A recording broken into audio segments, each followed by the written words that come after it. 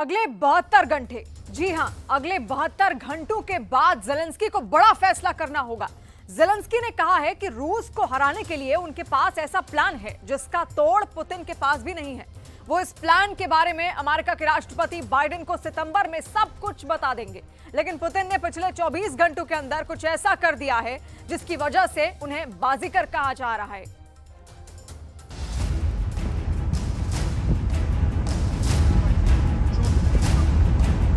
रूस में ऐसी आग लगी कि पुतिन के महल में खलबली मची।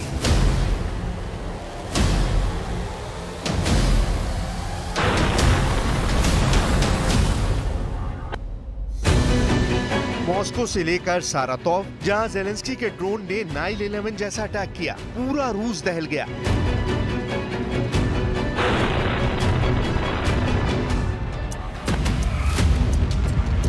अब रोस्टोव रीजन के कामेंस्की जिले में जेलेंस्की ने कर दिया तेल के भंडार पर यह हमला।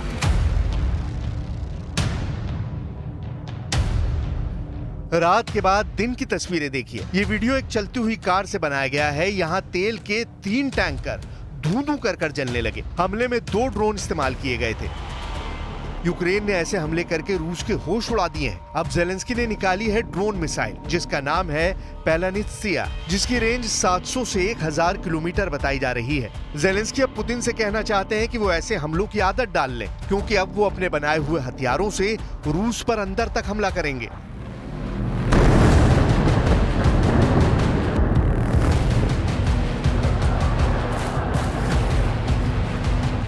दस दिन पहले ऐसा ही हमला रूस में रोस्टोव के प्रोलेतार्स्क जिले में हुआ था। ये आग देखिए और जेलेंस्की के गुस्से और बेचैनी को समझिए। हमला अब रूस के अंदर तक किया जा रहा है। जेलेंस्की घर में घुसकर मार रहे हैं।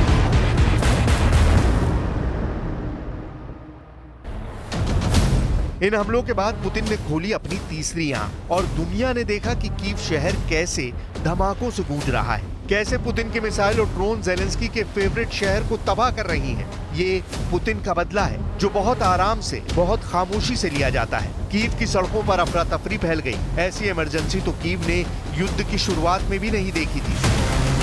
कुर्स्क पर हमले के पुतिन का ये जवाब जेलेंस्की के लिए बस ट्रेलर कहा जा रहा है। यूक्रेन का दावा है कि पुतिन ने 180 से 200 मिसाइल और ड्रोन से हमला किया है। कीव पर 60 मिसाइलें दागी गई हैं। निकोलाइव में 47 जगहों पर हमला हुआ है। निप्रो, खार्किव, सुमे, ज़ैपोरिज़िया और ओदेसा में भी दसियों मिसाइल और ड्रोन से तबाही मचाई गई है। पुतिन ने कीव के आसपास बिजली घरों को टारगेट किया है, ताकि जेलेंस्की को पता चल सके कि रूस चाहे तो उसे घुटनों के बल बैठने पर मजबूर कर सकता है। लेकिन यूक्रेन में इतनी दहशत के बावजूद खौफ रूस में भी है। पुतिन अपने कमांडरों से पूछ रहे हैं कि यूक्रेन की लगाई आग कब बुझेगी। ये आग लगाने वाले हैं व्लादिमीर जेलेंस्की और इस आग में जलने वाले तेल भंडार के मालिक हैं व्लादिमीर पुतिन। इस आग को देखकर पूरा रूस दहशत में है, लेकिन इस आग को देखकर पुतिन के दुश्मन बहुत ज्यादा खुश हैं। लेकिन पुतिन के कमांडर्स ने ऐसी तरकीब निकाली कि जेलेंस्की बहुत बुरी तरह फंस गए हैं। जेलेंस्की ने जो खाई पुतिन के लिए खोदी, अब वो उसके अंदर गिरते हुए नजर आ रहे हैं। जेलेंस्की ने जिस जाल में पुतिन को फंसाना चाहा, अब वो खुद उसके अंदर फंसते हुए नजर आ रहे हैं। नाव पर लगी है यूक्रेन के 30,000 सैनिकों की जान, जो जेलेंस्की के एक फैसले की वजह से कुर्स्क में मौत के घाट उतारे जा सकते हैं। इस खतरे का एहसास अब जेलेंस्की के सबसे बड़े कमांडर को होने लगा है, क्योंकि पुतिन ने जेलेंस्की के जाल में फंसने की बजाय यूक्रेन के अंदर पोक्रोस्क में अपनी फौज की तादाद बढ़ा दी है। Звичайно, Курська операція відволікла значну кількість його сил. На даний момент ми можемо констатувати, що близько 30 тисяч військовослужбовців вже перекинуті на Курський напрямок, і ця цифра зростає. Поряд з тим, противник намагається знімати частини з інших напрямків, а по Покровському напрямку він навпаки збільшує свої зусилля।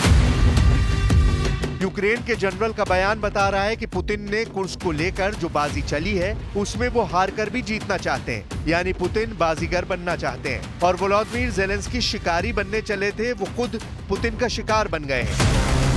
रूस के कुर्स्क पर जेलेंस्की का हमला, जलते हुए तेल के भंडार, कुर्स्क के न्यूक्लियर प्लांट पर खतरा, जहां अंतर्राष्ट्रीय परमाणु एजेंसी IAEA के चीफ ने दौरा किया और बताया कि हालात गंभीर हैं, इसीलिए पूरी दुनिया की नजर इस न्यूक्लियर प्लांट पर है और साथ में यूक्रेन में पोक्रोस्क का बैटल फ्रंट, जहां पुतिन की फोर्स घटने की बजाय बढ़ती ही जा रही है।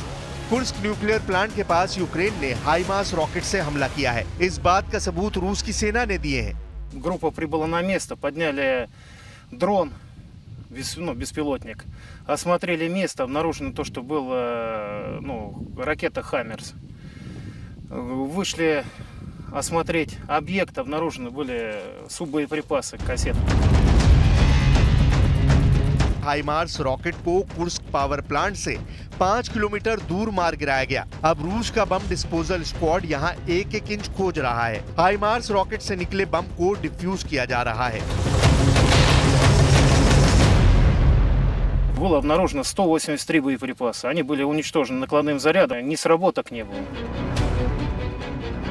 कुर्स्क से लेकर पोक्रोस्क तक ये सभी वॉर जोन इस वक्त पुतिन के इशारे पर चल रहे हैं। पुतिन जैसा चाहते थे वैसा ही हो रहा है, क्योंकि अब यूक्रेन के 30,000 सैनिकों की जान दांव पर है। कुर्स्क पर हमला करके जेलेंस्की क्या अपने उस जाल में फंस गए हैं जिसमें वो पुतिन को फंसाना चाहते थे? कुर्स्क पर हमला करके जेलेंस्की क्या उस गड्ढे में गिर चुके हैं जो उन्होंने पुतिन के लिए खोदा था? कुर्स्क बन चुका है जेलेंस्की के लिए जी का जंजाल, क्योंकि यूक्रेन और नेटो को सबक सिखाने के लिए पुतिन ने खोल दी है तीसरी आंख। ऐसे ताबड़तोड़ हमले देखकर कौन दुश्मन टिक पाएगा, ये जेलेंस्की भी सोच रहे हैं। ये बात पुतिन के दिमाग में भी घूम रही है। जेलेंस्की ने कहा है कि वो अमेरिका के राष्ट्रपति के सामने रूस को हराने का एक नया प्लान रखने जा रहे हैं और सितंबर में वो इस प्लान को अमेरिका के सामने रिलीज करेंगे। Думаю, справедливо, якщо я цей план представлю спочатку президенту Сполучених Штатів, від нього залежить успіх цього плану, дадуть нам те, що в цьому плані, або не дадуть. Чи будемо ми вільні в використанні тим, що там буде в цьому плані, або ні. І так як трішечки все затримується в житті, то я, думаю, в вересні представлю цей план. इसीलिए कहा जा रहा है कि सितंबर 2024 का महीना एक बड़ा टर्निंग पॉइंट साबित हो सकता है, क्योंकि जब जेलेंस्की का पूरा फोकस रूस के कुर्स्क पर है, तब पुतिन ने यूक्रेन के पोक्रोस्क पर नजरें गड़ा ली हैं। दोनों के फैसले निर्णायक साबित होंगे, लेकिन कौन मारेगा बाजी, ये बात अगले 3 दिनों के बाद साफ हो सकती है।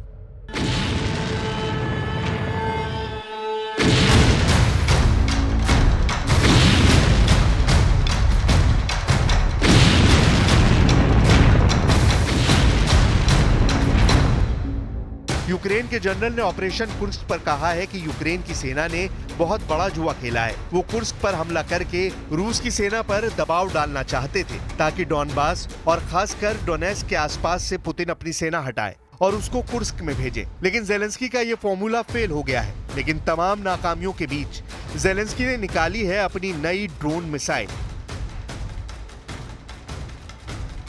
नाम है पेलानित्सिया। इसकी रेंज 700 से 1000 किलोमीटर है। यह हाइमार्स की 300 किलोमीटर के मुकाबले ज्यादा है और जेलेंस्की को यह मिसाइल गेम चेंजर नजर आ रही है। इस मिसाइल से वो मॉस्को पर भी हमला कर पाएंगे। इस मिसाइल की रेंज में रूस का एक और बड़ा शहर सेंट पीटर्सबर्ग भी होगा और दक्षिण में सोची शहर पर भी हमला कर पाएंगे।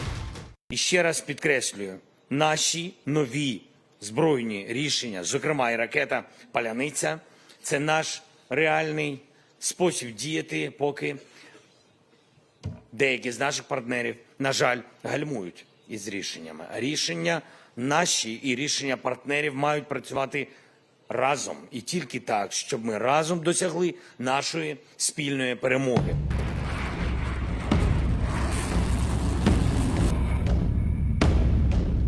अब जेलेंस्की की नई मिसाइल के नाम पेलानित्सिया के पीछे की कहानी समझिए। जेलेंस्की ने इस मिसाइल का नाम पेलानित्सिया पुतिन और रूस को बेइज्जत करने के लिए रखा है। पेलानित्सिया का नाम यूक्रेन की ब्रेड पर रखा गया है, जिसे भारत में पाव या बन भी कहा जाता है। पेलानित्सिया ऐसा शब्द है जिसका सही उच्चारण रूस के लोग अमूमन नहीं कर पाते। जब यूक्रेन युद्ध शुरू हुआ तब रूस की सेना या जासूसों के पकड़े जाने पर उनसे पेलानित्सिया शब्द बुलवाया जाता था और जब वो नहीं बोल पाते थे तब उनको गिरफ्तार कर लिया जाता था।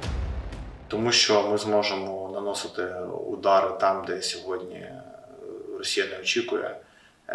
Вони стануть, їх великий розмір, це їх, якщо це перевага в людському ресурсі, там в ресурсному, але це може бути і недоліком, якщо ми говоримо про захист такої великої території. Тому виробництво, яке пов'язане з війною, там економічні об'єкти, там скупчення там військових, тобто все це стане неможливо.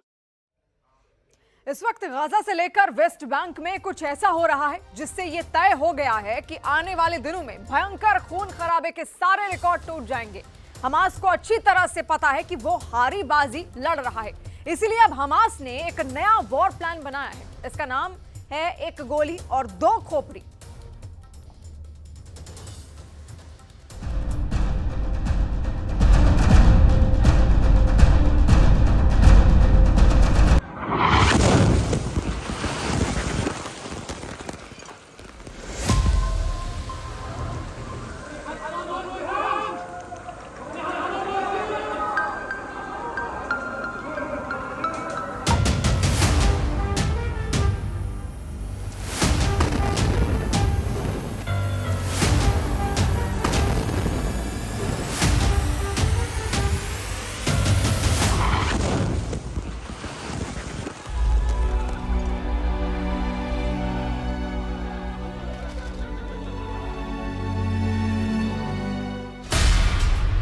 गाजा टू वेस्ट बैंक, एक गोली से दो खोपड़ी फॉर्मूला।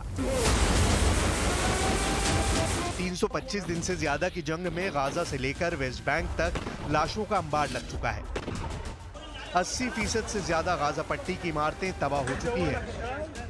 90% से ज्यादा गाजा पट्टी की आबादी इलाका छोड़कर सुरक्षित जगहों की तरफ भाग चुकी है। हमास के 20,000 से ज्यादा लड़ाके मारे जाने का दावा किया जा चुका है।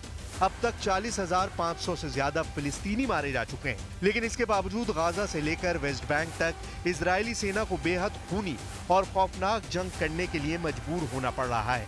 हम आपको आज यही दिखाने और समझाने जा रहे हैं कि गाजा युद्ध खत्म नहीं हो रहा है, बल्कि और ज्यादा खूनी हो रहा है। इस पूरे इलाके में होड़ मची है कि कैसे एक गोली से दो खोपड़ी उड़ाई जाए। हम पहले आपको ये बता देते हैं कि गाजा से लेकर वेस्ट बैंक तक इजरायली सेना इस वक्त किस तरह का ऑपरेशन कर रही है। फिलिस्तीनी मीडिया के मुताबिक इजराइल ने वेस्ट बैंक में भयंकर हमले शुरू कर दिए हैं। दावा किया जा रहा है कि हमास और फिलिस्तीन से जुड़े 10 से ज्यादा लड़ाके इजरायली सेना ने मार गिराए हैं। वेस्ट बैंक में हुए हमले में कम से कम 9 लोगों की मौत हुई है। हमला वेस्ट बैंक के नॉर्थ हिस्से में हुआ है। 28 अगस्त की सुबह तड़के इजरायली सेना ने लड़ाकू विमानों, ड्रोनों और बुलडोजरों के जरिए पूरे वेस्ट बैंक में कोहराम मचा दिया है। इजरायली सैनिकों ने 3 इलाकों जेनिन, तुलकरेम और जॉर्डन घाटी को निशाना बनाया है। इजरायली सेना ने तुबास के फारा रेफ्यूजी कैंप में 4 लड़ाकों को मारा है। वेस्ट बैंक में इजरायली फोर्स के इस ऑपरेशन को अब तक का सबसे बड़ा ऑपरेशन माना जा रहा है। अक्टूबर में गाजा पर इजरायल की जंग के शुरू होने के बाद से वेस्ट बैंक पर हमलों की तादाद 3 गुना से भी ज्यादा हो गई है। दावा किया जा रहा है कि आईडीएफ और शिन बेत मिलकर वेस्ट बैंक में जबरदस्त ऑपरेशन करने में जुटे हैं। مثل هالعالم حكوا في اجتياح وحكوا في نشاط امني، مسكنا حالنا وشردنا، كانوا معروف انه الحاره هاي مستهدفه وفي لهم اشي فيها وحاطين احتاطها، مش عارف حاطين احتاط الشباب، مسكنا حالنا وشردنا عند دار اخوي بالجبل بكتابه هناك. نتفاجأ الكل على مواصل التواصل الاجتماعي، قصفوا ضرب عيسى، قصفوا ضرب عيسى، ما صدقنا على هم يطلعوا، اجينا وشفنا الحمد لله رب العالمين زي ما انت شايفه، يعني دار عامره ثامره، يعني مش عارف شو بده يساوي الواحد। गाजा से लेकर वेस्ट बैंक तक इजरायली सेना हमास और फिलिस्तीनी लड़ाकों पर बहुत भारी पड़ रही है। हमास के लड़ाके अभी तक खान यूनुस, रफा, सेंट्रल गाजा और दक्षिणी गाजा में इजरायली सेना पर घात लगाकर हमले कर रहे हैं। हमास टूटी फूटी सुरंगों और तबाह इमारतों के बीच से इजरायली टैंक, बख्तरबंद गाड़ियां और सैनिकों पर हमले कर रहे हैं।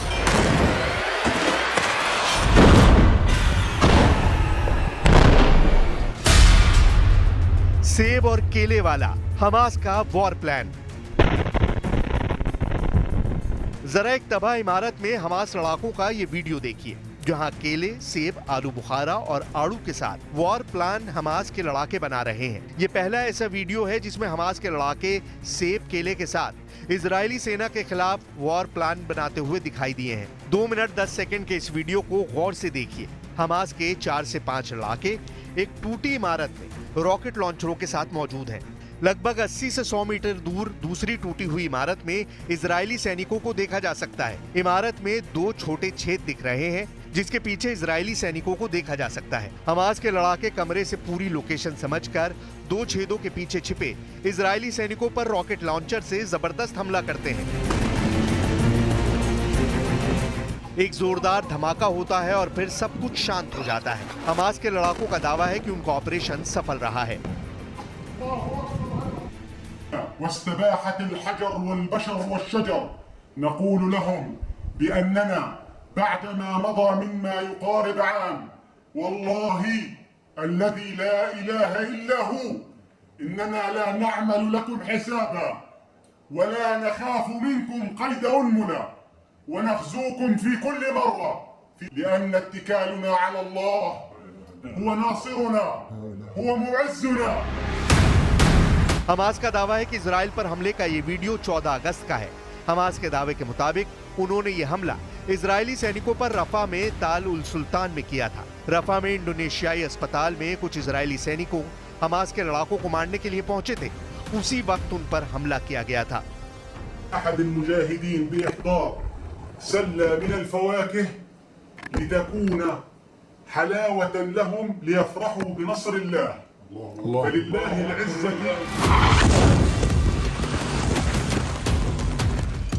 जरा इस वीडियो को देखिए। इजरायली मिसाइल का धमाका कितना जबरदस्त है। गाजा के नुसीरात में इजरायली मिसाइल का यह हमला अचानक हुआ। जबरदस्त धमाके से कैमरा दूर जा गिरा, जबकि धमाके के बाद सैकड़ों लोग इमारत के आसपास देखे जा सकते हैं। दावा किया गया है कि इस धमाके में 17 से ज्यादा लोग मौके पर मारे गए। मलबे में लाशों को खोजते सैकड़ों लोगों को देखा जा सकता है। इजराइल ने यह हमला 27 अगस्त को नुसीरात में किया था। इजरायली सेना के पास अब 2 ही रास्ते बचे हैं, या तो सीज फायर करो या फिर हमास का पूरी तरह से सफाया करो। लेकिन दिक्कत यह है कि हमास के पास कई इजरायली बंधक हैं, जिसकी वजह से आईडीएफ अंधाधुंध बम हमास के ठिकानों पर गिरा नहीं पा रही है। इसलिए इस वक्त इजरायली सेना ने अपने बंधकों को छुड़ाने के लिए बड़े ऑपरेशन गाजा में चला रखे हैं।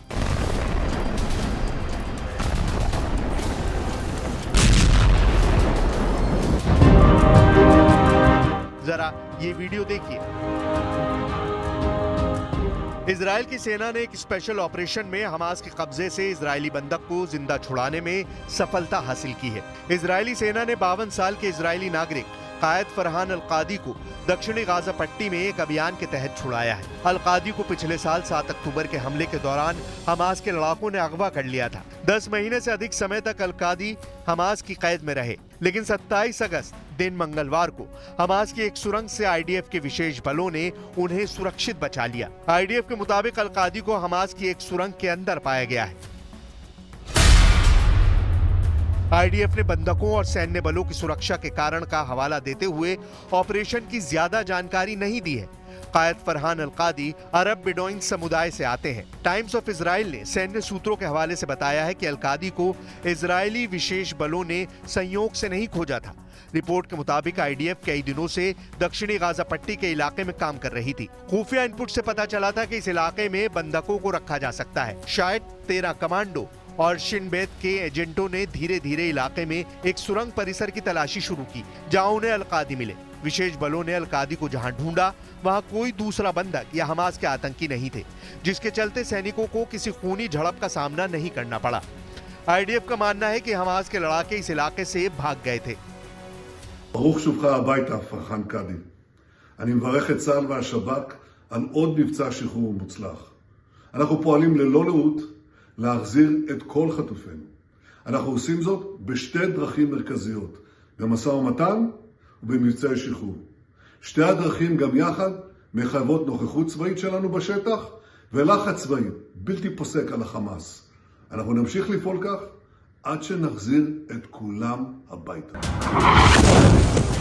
कुल मिलाकर इस वक्त गजा से लेकर वेस्ट बैंक तक ऐसा खूनी गदर मचा हुआ है। जिसके जल्द खत्म होने की दूर दूर तक कोई उम्मीद नहीं है।